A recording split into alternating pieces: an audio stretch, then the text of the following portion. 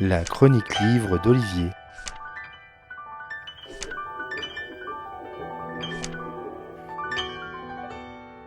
Est-ce que la routine est un bienfait ou un méfait pour l'homme? Étrange question que de savoir si une routine est positive ou négative. Alors si on tente de répondre à la question, la routine a quelque chose de rassurant. L'homme sait ce qu'il doit faire, se laisse porter par une forme de rituel effectué presque mécaniquement, sans difficulté. La routine du matin structure le moment du lever. Elles sont connues par les uns et les autres, ce qui permet de ne pas les entraver. Mais le danger de la routine, c'est de ne plus analyser ce qui se passe autour de soi. Et alors de ne pas anticiper ce qui pourrait se passer. Et dans certains métiers, la routine peut être un ennemi, comme le montre Jules Nemo dans La routine de l'ombre, paru aux éditions du Nouveau Monde. Camille n'est pas au mieux de sa forme.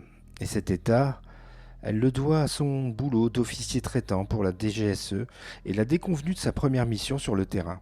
Elle devait fixer sa taupe iranienne pour obtenir de lui un maximum d'informations sur le programme nucléaire de Téhéran. Retour à Paris, débrief avec son chef Antoine qui lui conseille de prendre quelques jours dans les Cyclades en Grèce chez son ami Marc, installé là-bas et aussi lui-même ancien de la maison. Est-ce que ce séjour va être salvateur pour la jeune Camille, officier traitant?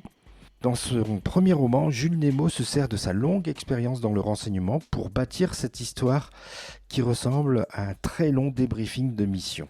Alternant entre présent et passé, d'Athènes à Kuala Lumpur en passant par Sifnos, l'auteur décortique avec minutie tous les détails d'une opération de chasse à la taupe, Eldorado pour les Français d'avoir accroché un walk-in iranien. Jules Nemo montre comment se monte une opération, les légendes à construire pour les taupes, les négociations financières avec elles, les stratégies pour réussir à passer l'information obtenue, la vérifier, la juger valable et intéressante.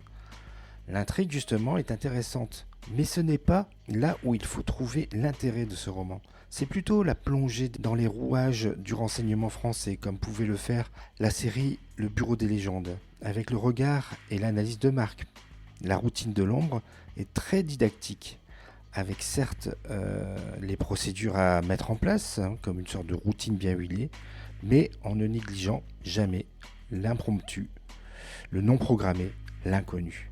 Voilà donc un bon premier roman de Jules Nemo, dont je vous rappelle le titre, La routine de l'ombre, et c'est paru dans la collection Sang Froid des éditions Nouveau Monde. Bonne lecture et à bientôt.